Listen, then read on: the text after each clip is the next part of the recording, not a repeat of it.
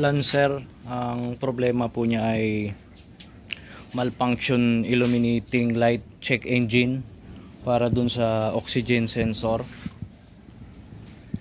So binaba ko po yung sensor niya ng bank 1 and bank 2 para linisin.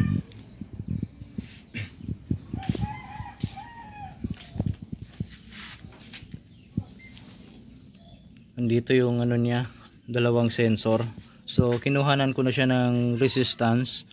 Yung resistance niya pumapalo ng 6.0 ohm. Okay naman yung resistance. So kailangan lang siguro linisin, kaya nilinis ko na lang ng carb cleaner. So ang paglilinis pala ng oxygen sensor, kailangan hindi po siya hindi nababad sa init. Kasi kung lilinisin po yung sensor na nakababad po yan sa init, dati kasi nagbukas po ako ng oxygen sensor. Ang laman po nito parang lang siya, parang ceramic. So isipin nyo na lang kung nagkakape kayo, yung kinapihan nyo, yung mug galing sa mainit, tapos bigla nyong i-sprayhin ng malamig. So magkakaroon po yan ng problema, magkakrak.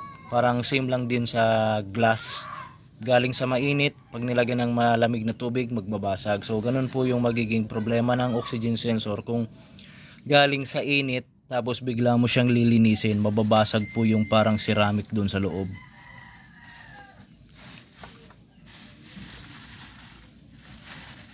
Yan. Ayan yung natin, project ngayon dito. Oxygen sensor malfunction illuminating light check engine. So intermittent.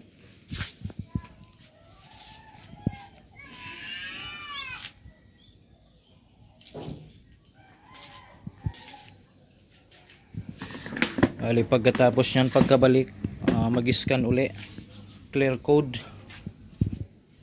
tapos obserba data streaming para kung sakasakali man maging okay yung andar ng ng Lancer, hindi na pabalik-balik yung check engine.